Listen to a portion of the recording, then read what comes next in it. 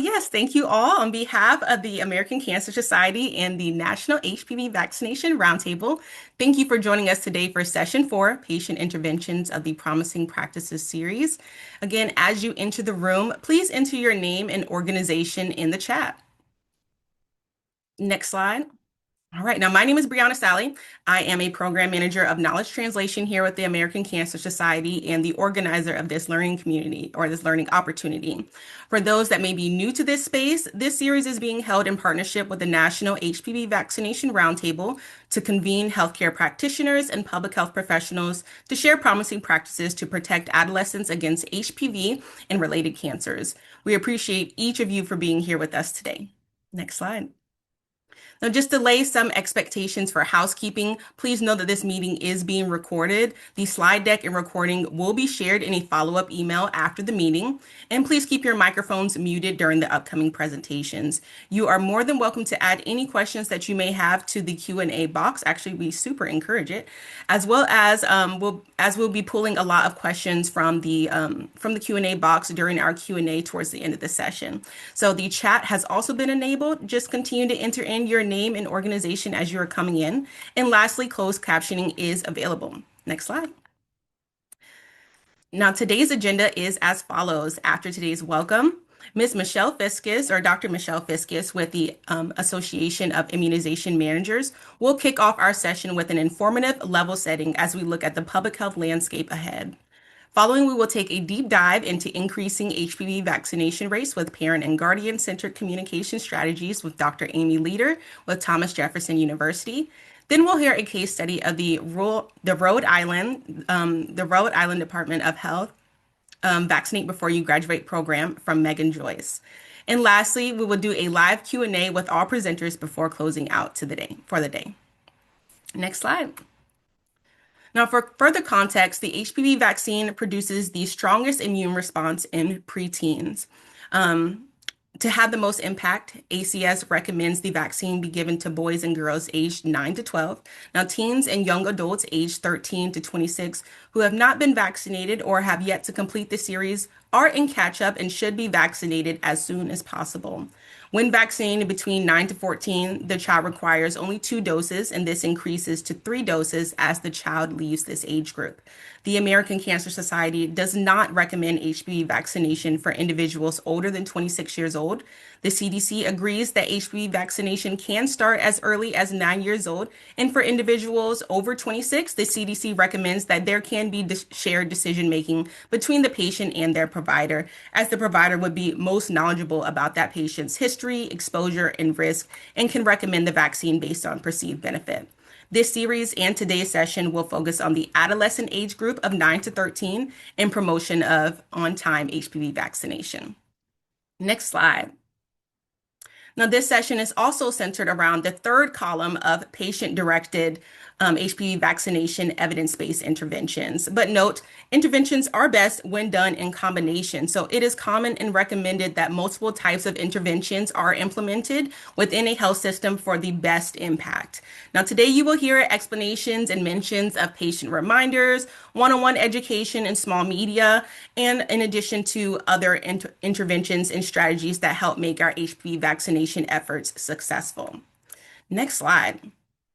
Now, we will begin with Dr. Michelle Fiscus, again, the Chief Medical Officer of the Association of Immunization Managers, on level setting the landscape ahead. Her full bio can be found in the chat, and feel free to add any questions for Dr. Fiscus to the Q&A box throughout her presentation. Take it away, Dr. Fiscus. All right. Thanks, Brianna. Good to be with everybody. Glad to see so many people here. And as Brianna said, I am the Chief Medical Officer at the Association of Immunization Managers. And if you're not familiar with our organization, we are a small but very mighty national nonprofit that supports the 66 federally funded immunization programs that are across the states and some major cities and U.S. territories.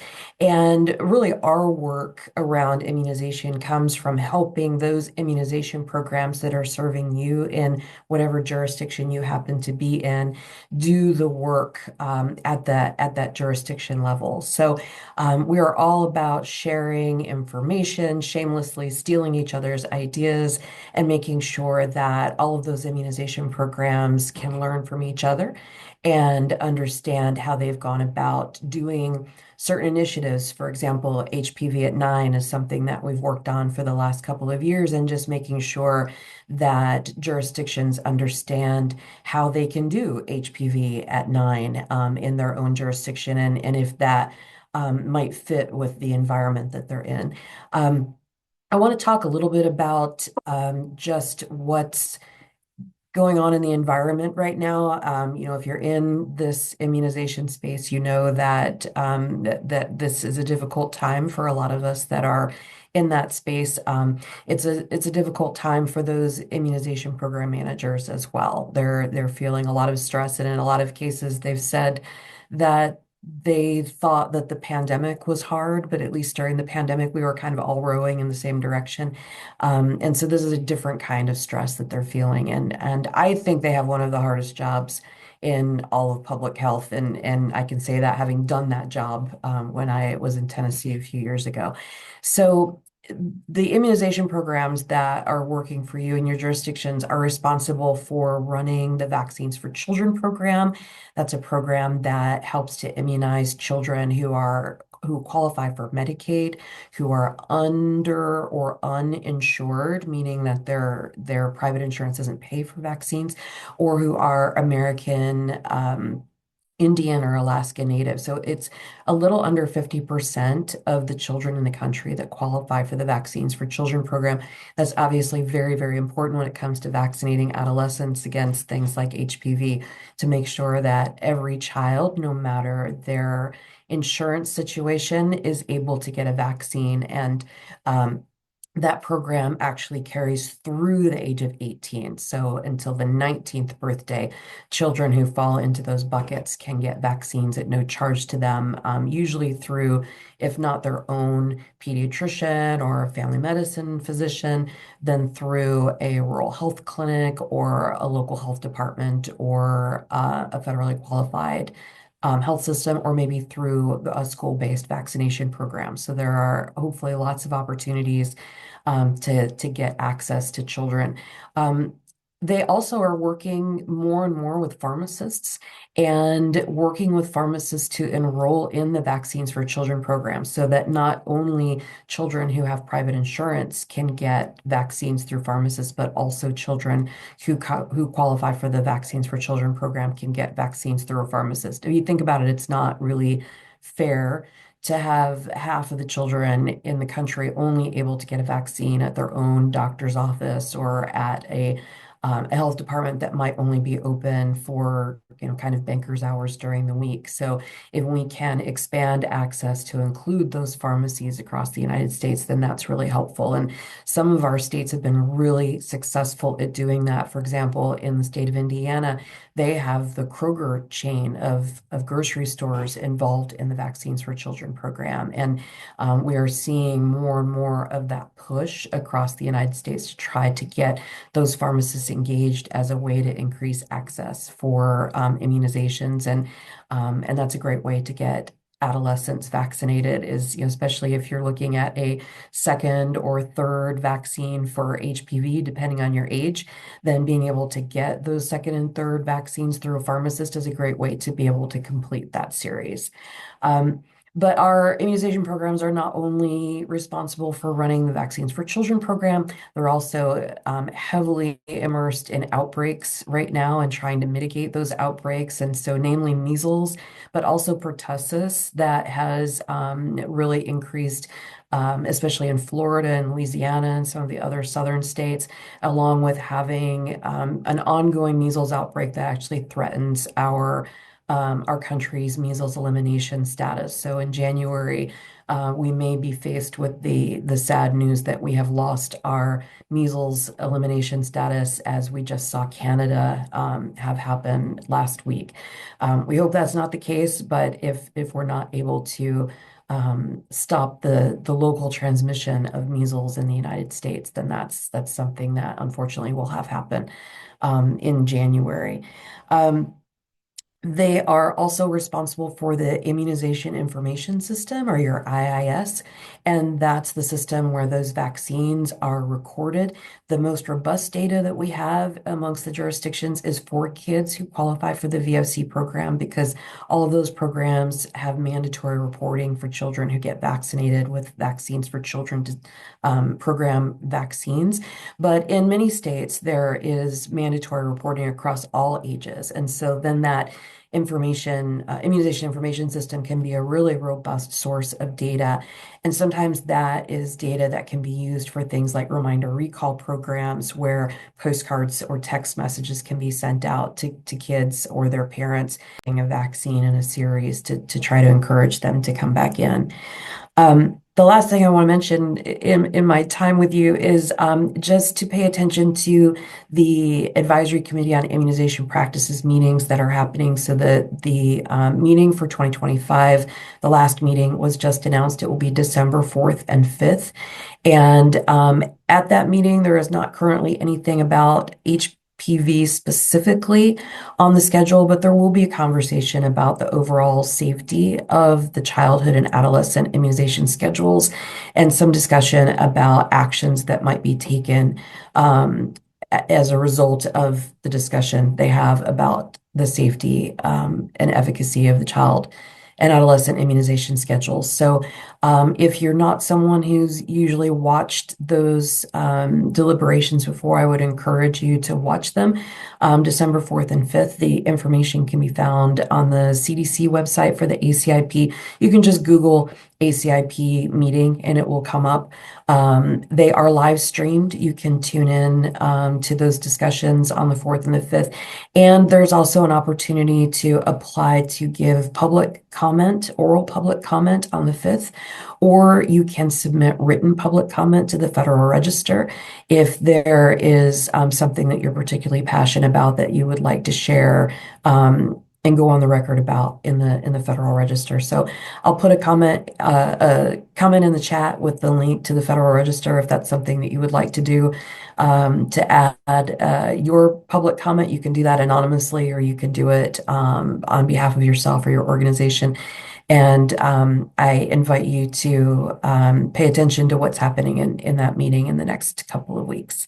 And I'll stop there, Brianna, and send it back to you. Thanks, everyone. And I'll stick around for the Q&A.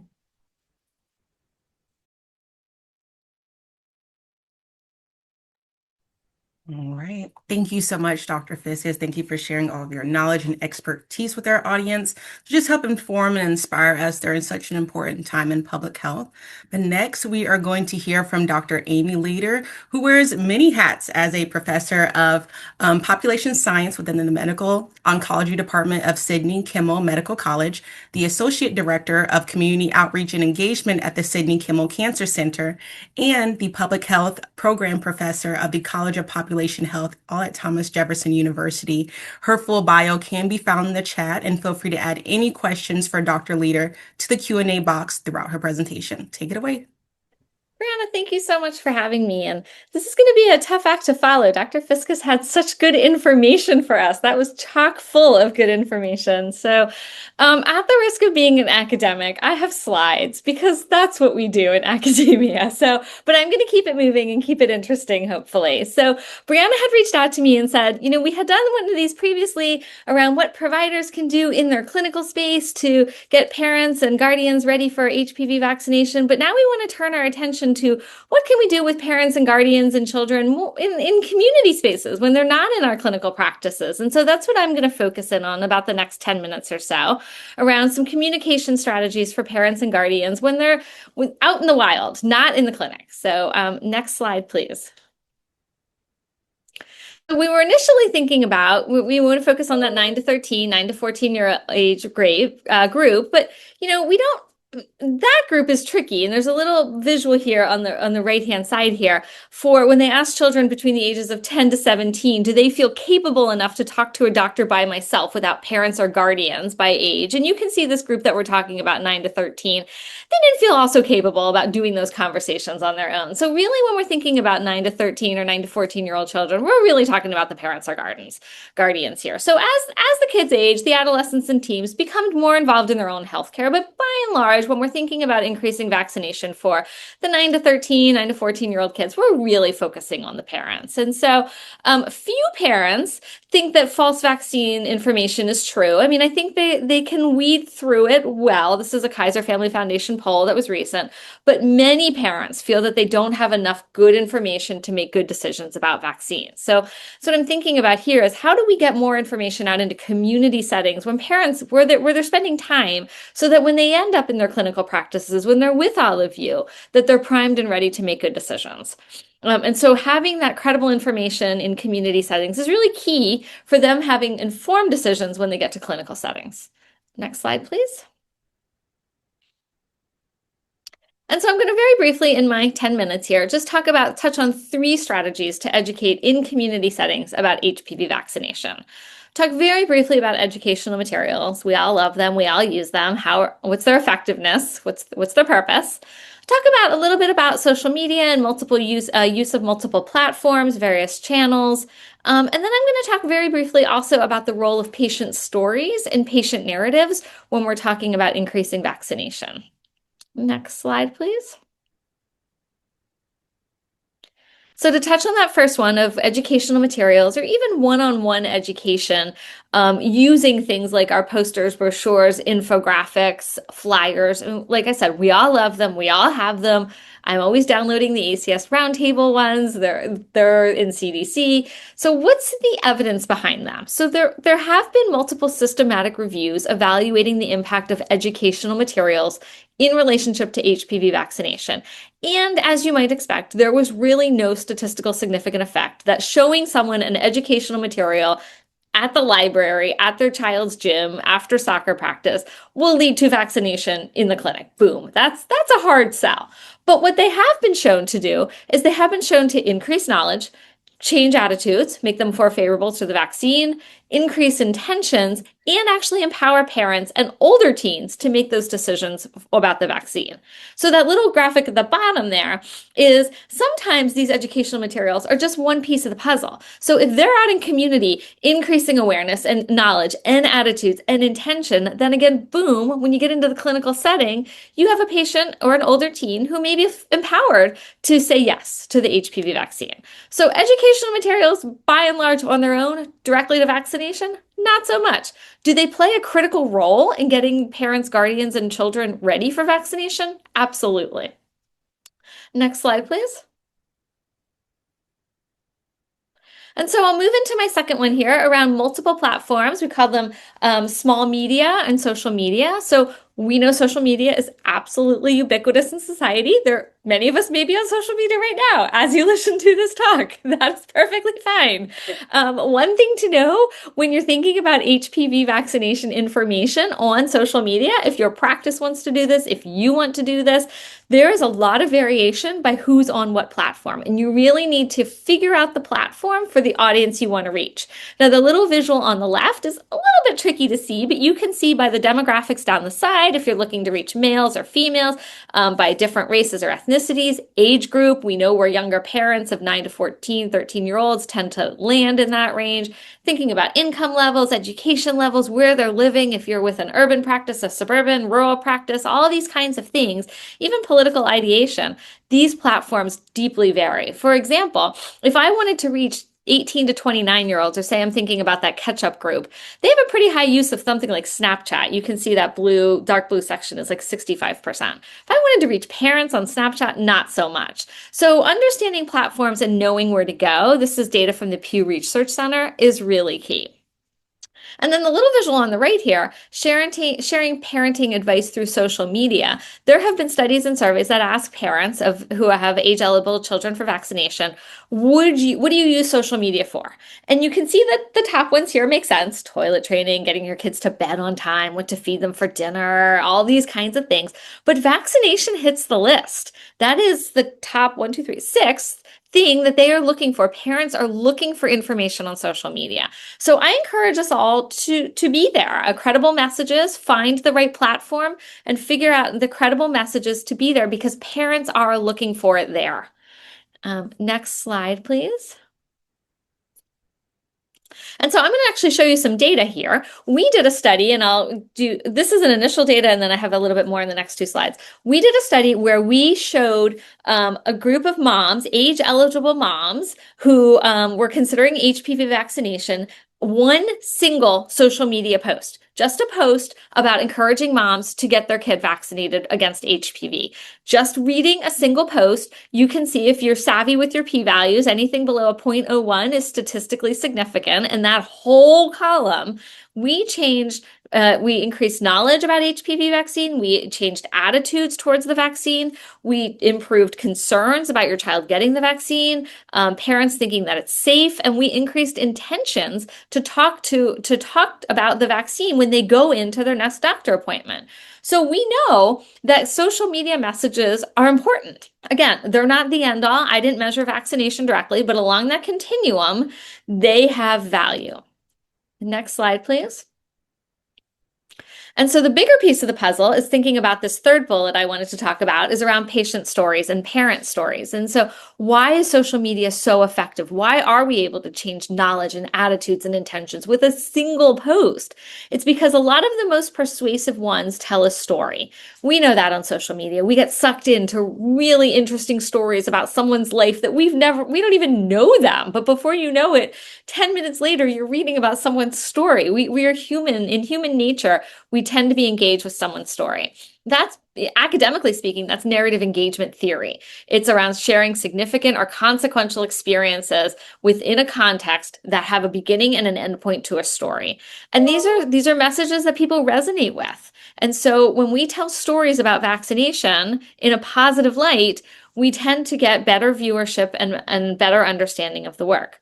Unfortunately, this is also what the anti-vaccine community does so well, is they tell really tragic stories, very one-off stories, but make it seem like it's the norm. And so we wanted to do another study where we enrolled or worked with mom influencers who tell stories all day long on social media about what to feed your kids and what time to put them to bed and where they got the new toys. We wanted to see if they would write about HPV vaccination for us. And so next slide. We recruited 10 moms to create their own social media posts and to attach a picture with it. They could attach any picture they want and to write anything they wanted to write. 10 out of 10, and I can show these here because they then went on to post them on their social media feeds, so they really are out in the wild. 10 out of 10 of them showed a picture of their family. Every single one showed a picture of their kids. Nobody showed a picture of a doctor. Nobody showed a picture of a vaccine vial. Nobody showed a graph. Nobody showed a chart. Every single one showed a picture of their family. That really is narrative engagement, and that's storytelling. So when we're thinking about the things we want to tell people in community settings about HPV vaccination, yes, of course, the data is important. The safety, the efficacy, the number of doses, the age you start, absolutely. But try and couch it in a story because they're really going to pay attention. Next slide, please. And I'll share with you just some data here. This is some of their the actual blog posts. Now, each of them created a post. They were very long, so we had a lot of information from 10 moms. But they talked about things like, trust me, I know how hard it is to make these decisions. I felt very comfortable discussing concerns I had with my doctor. Even though the doctor told me my son needed this vaccine, I declined. I wanted to do my own research. I know better now. I just couldn't take paper and follow it, but it was my job as a mother to make sure the vaccine was in his best interest. And so did mention a little hesitation, but in the end, all got their children the vaccine and every single one told it through a story. And next slide might be kind of towards my end here. So how these influencers approach vaccination and maybe how we should too take a page out of their own playbook. They all shared a personal story. They all did acknowledge a little bit of hesitancy about vaccination, ultimately overcoming it and making the right decision for their family. They did say it was a parent's decision. Parents need to be educated, informed, getting back to that point where parents said they're really looking for credible information when they're out in their house and trying to figure it out. And they all said that they hoped that this was the information that parents needed to make decisions about vaccinating their children. They wanted to be that information. They wanted to be that credible source. And my last slide, I think, is just some conclusions. So parents and guardians are those key decision makers for children ages 9 to 13 or 14. They're just not only are they not old enough, they don't quite feel old enough to make those decisions. So they really are looking to mom, dad, and guardians, grandparents, and others to make the decisions. Parents are looking for credible information. Things like educational materials, social media posts, and some of these other community approaches may not directly increase vaccination, but that's okay. We shouldn't be dismayed. We should continue on because they're indirectly improving things like knowledge, attitudes, and intentions, such that when they get into clinical sites like yours, they will say yes to the vaccine. So social media meets people where they are. Personal stories are wonderful. They build trust and the relatability, which leads to credibility. And then ultimately, these patient-facing interventions in community settings are just one piece of the puzzle, leading to vaccination. And I look forward to our open discussion when we get there. Thank you so much, Dr. Leader, just for sharing your enthusiasm and extensive insight into patient and parent-centered communications. Next, we're going to be hearing from Ms. Megan Joyce, a quality assurance manager at the Rhode Island Health Department, on their Vaccinate Before You Graduate program. Her full bio can be found in the chat, and feel free to add any question for Megan to the Q&A box throughout her presentation. Thank you. Thank you so much for having me. I'm really excited to be here to talk about our Vaccinate Before You Graduate program. I'll be abbreviating this VBYG, and it is Rhode Island school-based vaccination clinics for middle and high schoolers. And here's a picture of our lovely capital city, Providence. Next slide, please. So I am going to start by discussing the immunization landscape in Rhode Island because really that landscape enables and supports the work that we do through the Vaccinate Before You Graduate program. So Rhode Island is what's called a universal purchase state or universal purchase jurisdiction. Our state supplied vaccine program, our SSV, provides vaccines to healthcare professionals to immunize people of all ages at no out-of-pocket cost, regardless of their insurance coverage. So if they have no insurance, private insurance, Medicaid, it doesn't matter. They do not have to pay any out-of-pocket cost to receive a vaccine. We have three major funding sources for this program: the Vaccine for Children's program, the Rhode Island insurance companies, which contribute funding every year based on the number of covered lives, and Section 317 program funding from the federal government. We currently have 462 providers enrolled in our program, including all of the major hospitals and including mass immunizers. And basically, high-level overview, the enrolled providers order vaccines through the Office of Immunization, and we take care of all the logistics of sending those orders off to the CDC and warehouses, and they receive those vaccines right at their provider location. Next slide, please. We also have some laws and regulations that support our work. It actually is Rhode Island law since 1992 that the Department of Health shall include routine childhood and adult vaccines in the state immunization program.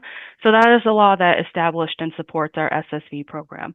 And again, that was established in 1992. The VFC program was established in 1994. So our program actually predates the national federal program. In Rhode Island, another law that supports us is that people age 16 and older can consent to receiving medical and surgical care for themselves. So that means that if you are 16 or older in Rhode Island, you can consent to getting a vaccine.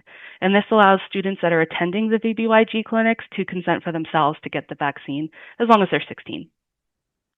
And one of our regulations, HPV vaccine is a school entry requirement in Rhode Island. I'll be going over that in a little more detail. But students, they do have to get their HPV vaccine in order to enter 7th, 8th, and 9th grade. And they can get a religious or medical exemption, and they are not allowed to be held from attending school if they're missing doses. But we are very clear that it is a requirement, and the school nurses and pediatricians in the state are aware. Next slide, please. So I'm going to go more into the HPV vaccination school entry requirement. This is a high-level overview of how we were able to get this passed as a regulation.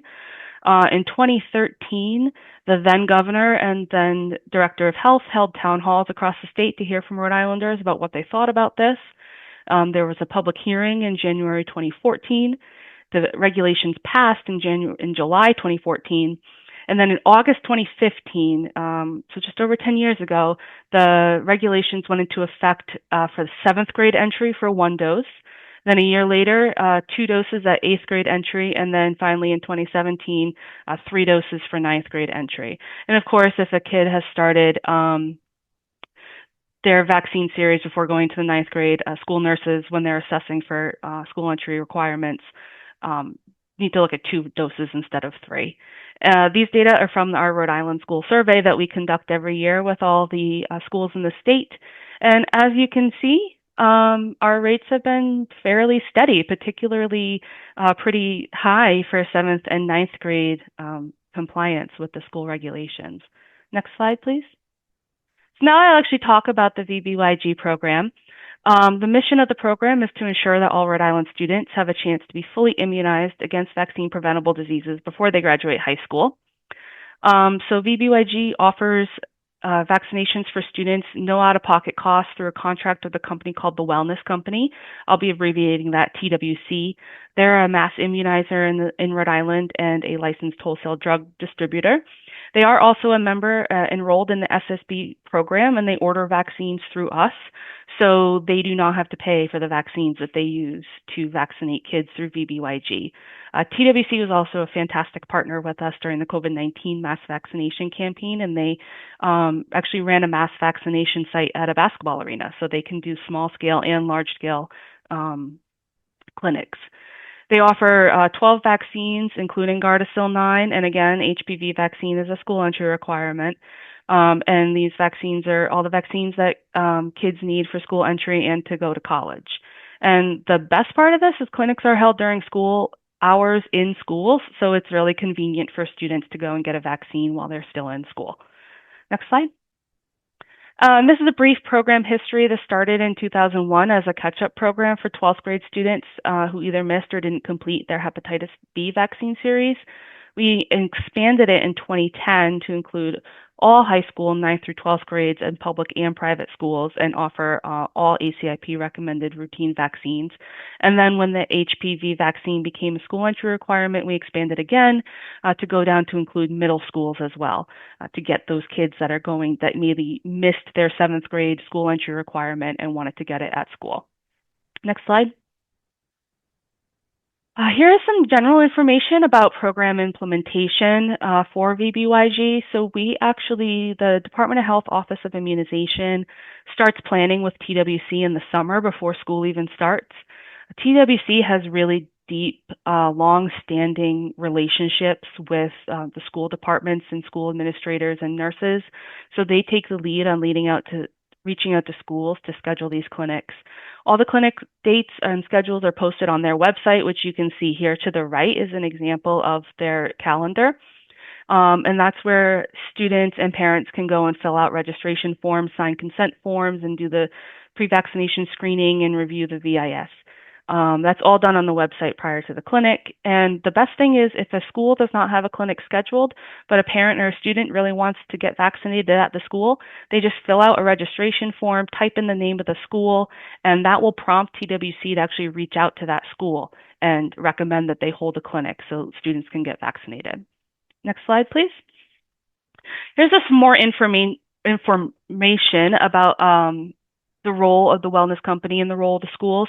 So again, the Wellness Company are actually running the clinics. They're reviewing the student immunization records in Rhode Island's immunization information system, just to make sure that kids are getting all the vaccines that they need, that they're not getting anything that they don't need, and that they're hitting those school entry requirements and getting vaccinated at the right time. TWC has a warehouse where they actually have dedicated vaccine storage units for their VBYG inventory, so they can manage all that inventory as well.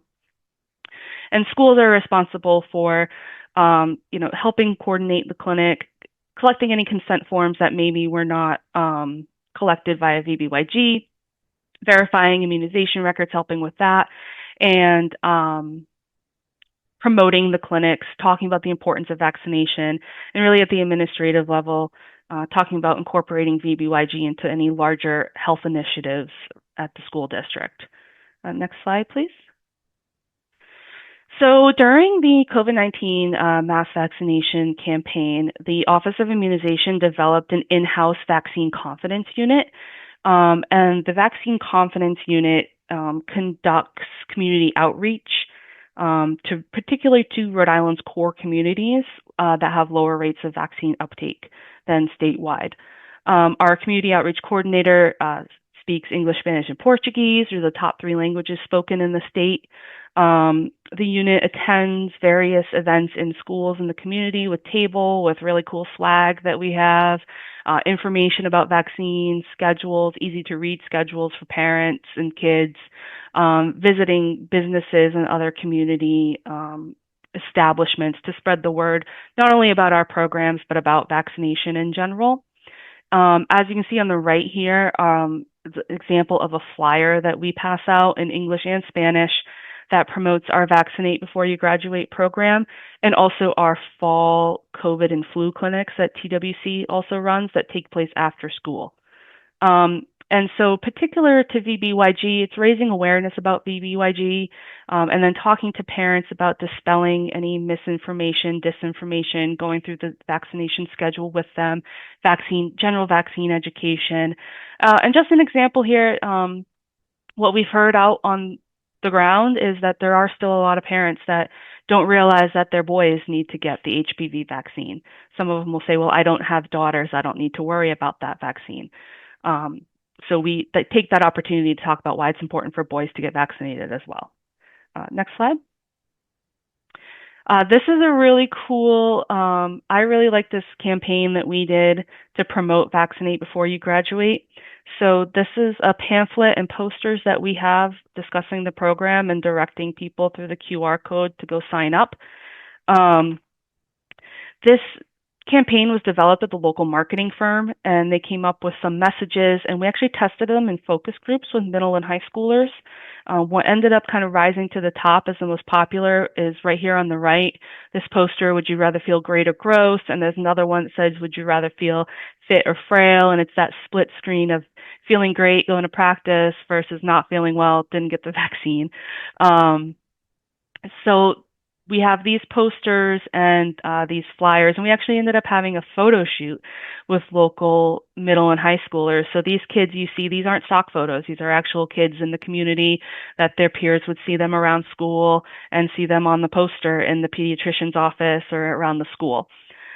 We also have some of these more general posters as well, where we're able to hang them in. There's some that are geared towards adults. There are some that are geared more towards promoting our flu clinics, some that are geared more towards general vaccine information. So we can hang them up in provider offices and health centers in the community, hang them around school. So yeah, I really, really like this campaign. I really like that we used local kids to promote the campaign. All right, next slide. It's just a quick example of our VBYG web pages. On the left is the Department of Health web page, and on the right is the TWC web page that actually has all of our registration links and other helpful resources on the calendar. Next slide. And here are our final slide is our HPV vaccination trends. This is focused more on the age 13 to 17 adolescents. These data are from the NIS Teen Survey. And as you can see, this is adolescents by school year, and the slide on the left is series completion.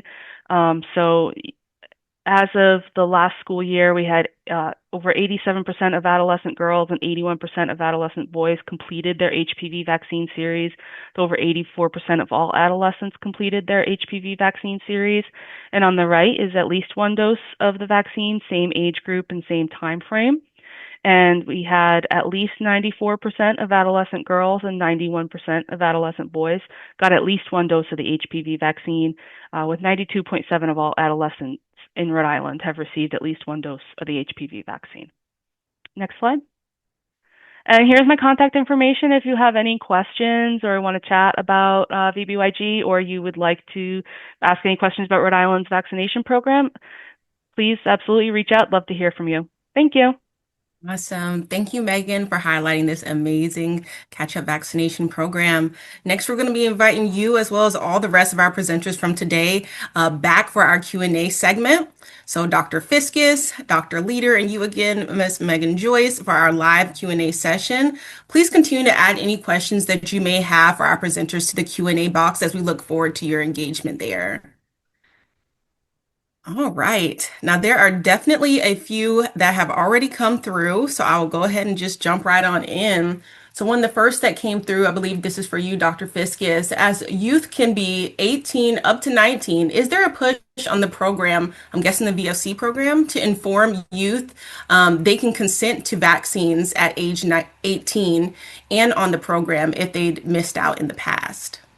Yeah, and in some states they can actually consent younger than that, sometimes down to 16, sometimes down to 14, just Yeah, depends on like Rhode the Island. exactly. Depends on the state's rules around that. So yes, they those immunization programs do often put out messaging, or as I said, with things like text reminder recall, where they can send out messages to minors that are of age to be able to consent to their own vaccination. So it can happen, but as you're suggesting, any jurisdiction should be able to message out to people who are 18 or older.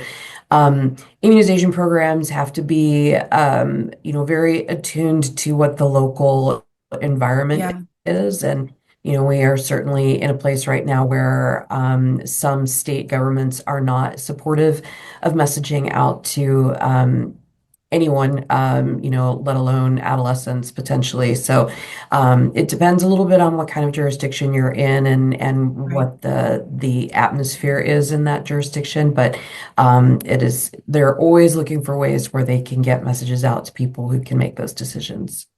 Yeah. And thank you for that.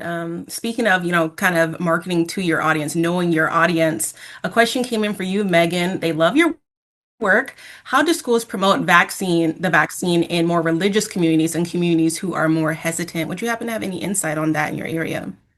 Mm. Um, so I would say so. Rhode Island's interesting. We're a heavily Catholic state, um, and we did during the COVID-19 mass vaccine campaign work with religious groups to Hmm. message to their own communities, and we actually held a lot of vaccine clinics at churches, synagogues, mosques. Um, Right, in terms of, religious exemptions, it's not something that we really advertise as being available. People have to seek them out themselves. But I feel, Rhode Island being fairly homogenous, there's not a whole lot of, we don't really target any religion specifically or discuss uh, religious exemptions. I think that's, again, one of those other things that we just jurisdiction by jurisdiction is going to be right. sensitive to talking about. Yeah. Thank you for that insight. Next, we're going to hop over to Dr. Leader. So, in the spirit of kind of knowing who we're talking to again, do you have any insight on if the main message of cancer prevention is effective with parents who want more information? Do they still want to discuss HPV as an STD at all? Yeah, that's a great question. I think we all continue to push the message first and foremost that this is cancer prevention. And I Yes. think it resonates with parents. But the the number one reason I think we still see that parents will decline it is they say, "Oh, my child's not going to get HPV. They're not going to get an STI." And so it seeps back into the conversation as the reason they decline it. Oh, they're not going to be at risk. They're going to be fine. So I think we as professionals do a very good job of putting cancer prevention first. That's always our first message. And it sometimes still creeps into the conversation, mainly around risk. They don't necessarily think their children aren't going to get an HPV related cancer, but they definitely will say things like, oh, they're not going to get an HPV, an STI. So Gotcha. And if anyone else would like to add Yeah, anything that they've please. heard, feel free to add as well. Feel free to jump in. And I think that's one of the big advantages of the HPV at 9 push is that it really kind of removes the whole discussion around how one acquires HPV and just more that this is a virus that causes cancer. And when if you think about it more broadly, we don't have a very good track record with viruses. We can get No? cancer from Epstein-Barr virus, which causes lymphoma. We can get cancer from hepatitis B that causes liver cancer. So HPV is just another bad actor virus that causes cancer that we can prevent with a vaccine. Thank you for that. Now, coming back to you, Dr. Fiskus, another question that came through for you in the Q&A box. I noticed that some states have started to weaken vaccine recommendations, Texas being one of them.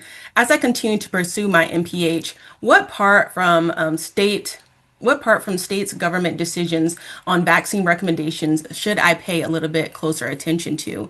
I think this is something that everyone can kind of stay abreast on. Like, what things should they be kind of calling out and being sure they're focused on as we continue to move forward these HPV vaccination efforts? Yeah, absolutely. You do have to pay attention to what's going on. And if you're interested in following legislation, you can go on to trackers and put in different keywords that you want to have filtered out so that you get tapped when there's a bill coming around that has something to do with vaccines. One of the things that I've heard from my time lobbying in Tennessee on the part of Tennessee AAP was that legislators tend not to hear from people who are pro-vaccine.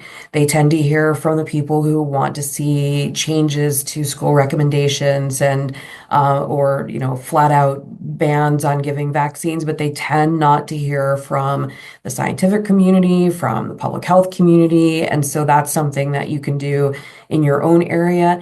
One of the strategies that we used was talking to legislators who had a military background because they are what I consider hyper vaccinated. They've had everything there is and then some.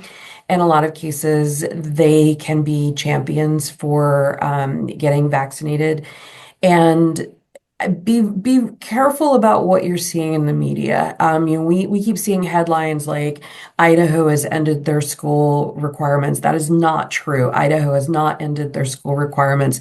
They have a law that has been passed now on for medical freedom that carves out the school requirements and the daycare requirements. But what you see in the headlines in the media is that Idaho has eliminated their school requirements or that Florida has eliminated their school requirements. They announced an intention to do that, but in actuality, there's been no legislation pre-filed to remove the school requirements in Florida, and there's been no public hearing scheduled to remove the requirements that are under the purview of the Department of Health. So it's not as doom and gloom as it seems. We haven't yet lost a state's school requirements, but we all need to watch very carefully and stay vigilant around that.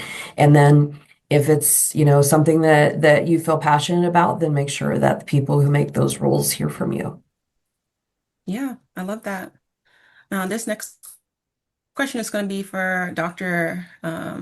Leader. So have you done any research on, or do you have an opinion about the value of proactive myth busting, kind of leading into kind of, debunking and kind of combating some of that vaccine hesitancy we may be seeing through educational materials or social media? Absolutely. And I think it just reiterates what Dr. Fiskus was just saying about the messaging. And the tricky thing in public health, and we all know this, is when we do the right thing, we prevent things, and there's not always a story. There's nothing there. So, the story can be myth busting or getting out ahead of some of these things, or just flooding the social media space with credible messages. Absolutely. I mean, there's a tsunami or a fire hose of misinformation coming at us. But to the extent that we can continue to consistently put out positive messaging, myth busting, whatever it may be, we're the credible messengers. We absolutely are. We're also, as a group of people, we tend to be a little bit more shy, I would say. We're not always the most vocal people in the room. The scientists are sometimes introverted people. Mhm. Um, and so it sometimes takes us a little bit of getting out of our comfort zone to put things out there and to be that expert. But we know that parents want it. And so I think it's worth us to kind of push ourselves a little bit. Yeah, absolutely. This next question is going to be for Megan. Kind of thinking about who those credible experts are. They had a question Yeah. about mobile units. Are mobile health clinics being used in schools in Rhode Island? And also, how do you pay for those vaccines? Sure. Um, so in terms of mobile clinics, so yes, wellness actually does go, the wellness company, TWC, does go out and conduct the VBYG clinics at schools. So they don't have a permanent clinic location. They Mhm. are what we call a mass immunizer, and they go around and hold clinics on site. So they're the ones that are going out and doing mobile, you can call it mobile clinics at schools. There are some schools that don't participate in VBYG because FQHCs actually have a little mini health center within the school where kids can go and get treatment and get vaccines. Um, but for the most part, yes, it's the mobile TWC, the mobile clinic. Again, small state, they pretty much go all over the place. Um, Mhm. so they're the ones out there getting the vaccines and standing up those clinics. And in terms of how they pay for it, so TWC and all of the providers enrolled in our SSV program do not need to pay for the vaccine. They go onto our website and they order what they need through us, and we take care of all the complex logistical part of getting the orders off to CDC and the McKesson warehouse, and then those vaccines are shipped directly to the providers, TWC included. Um, so TWC, they'll have costs that we cover in our contract for things like medical supplies and salaries and overhead. But for the actual vaccines, the Department of Health, we pay for them up front, before they, every year we kind of like prepay for these vaccines and purchase them throughout the year. We pay for it using VFC funds from the federal government. The Section 317, we get a little bit of money from that pot from the federal government to help offset costs for uninsured adults. And then the rest of the funds come from the insurers in the state. And that's that law that was passed in 1992 that said that we have to have an immunization program to cover children and adults. That's where the insurers come in, and they come in and meet with us every year, and they take a look at how many people do we insure, how many lives have we covered, do we cover, and how much do these vaccines cost, and how much do we need to buy. And then we use those funding sources to actually go and purchase those vaccines.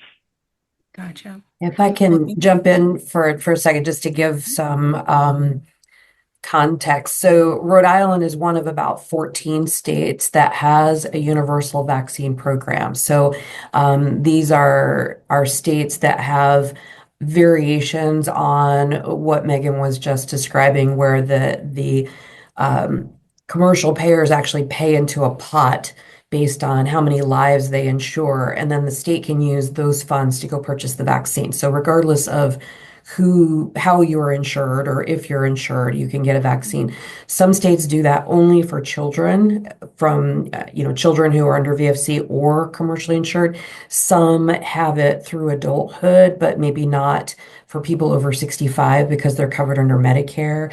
And then some people have it kind of, cradle to grave coverage. So it is not the most common way that vaccines are procured in states. These are states that are kind of the exception to the rule.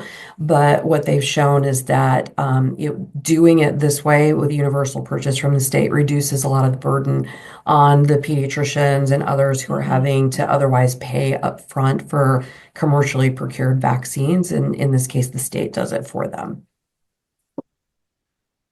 Thank you so much, Yeah. Megan, Dr. Fiscus, and Dr. Leader. We are unfortunately out of time for the rest of our Q&A session, but thank you all so much for participating in the Q&A box. As we go into our closing, I do encourage all of our panelists to check out the Q&A box. I believe there's still a question about some of those social media slides that you had, Dr. Leader, and some other things that may have just started coming in. So do be sure to check that out, and we'll try to get those answered while we're kind of finishing up the rest of the presentation. But again, thank you all for engaging in that great discussion and just continuing this good fight for public health. Next slide. So I'll just be closing us out with our next steps, resources, and some other educational opportunities that you may want to keep in mind. But first, we're going to start with our post-session poll. So Amelia, go ahead and launch that. With this poll, please tell us, did you learn anything new today? I hope so. What information did you learn? What was new to you? And what HPV vaccination related topics would you like to see in next year's iteration of this series? And if you think you may be interested in presenting in a future session, let us know that as well. What topic are you interested in presenting? What ideas might you have? We would love to hear them, as we are always open to feedback to improve our series.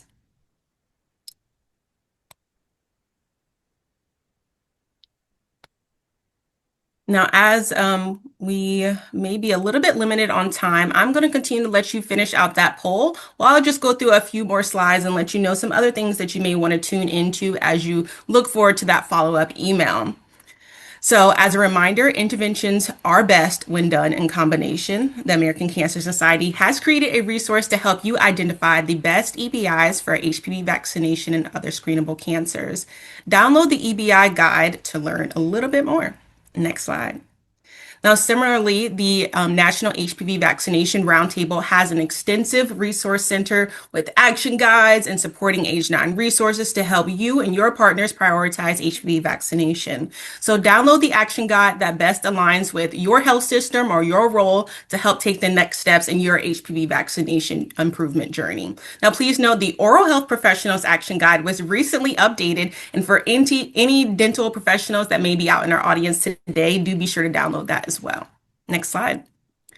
Now, our HPV vaccination toolkit may be helpful for those seeking outreach tools, including for health plans, communicating with health systems, providers, and members of health health systems and providers supporting HPV vaccination efforts. Follow the link in the chat to download that and learn a little bit more as well.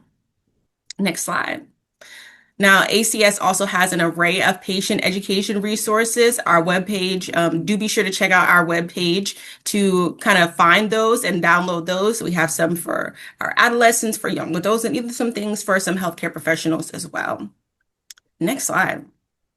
Now, additionally, ACS has created a few patient reminder templates for phone calls, text messages, mailed letters, all those different patient-centered approaches that we talked about earlier. So feel free to download these templates to use within your health system as well.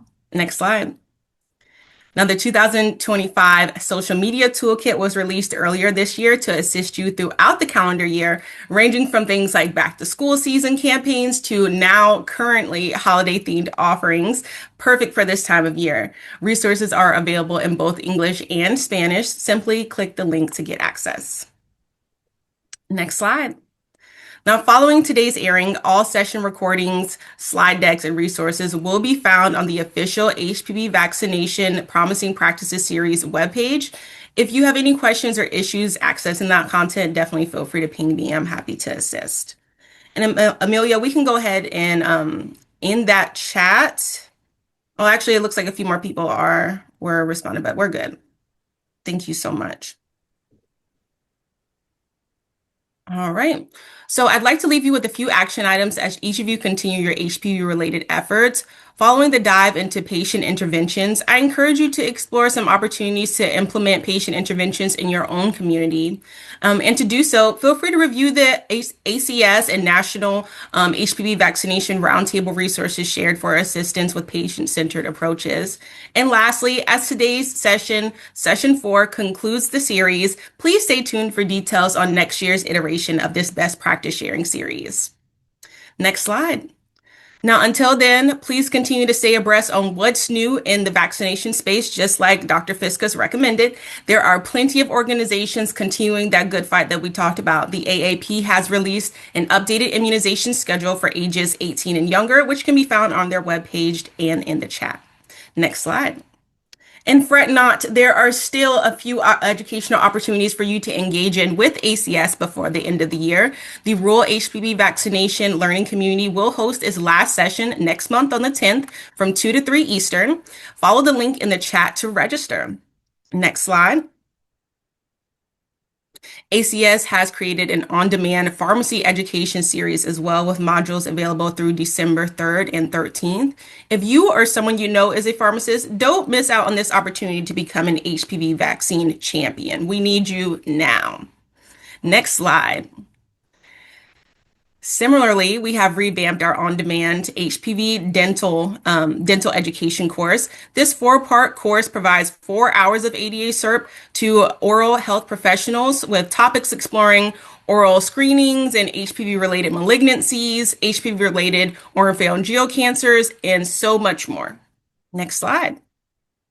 But thank you all so much for joining session 4 of the HPV Vaccination Promising Practices series. We wish you the happiest of holidays and look forward to seeing you again in the new year. Thank you so much for joining us today.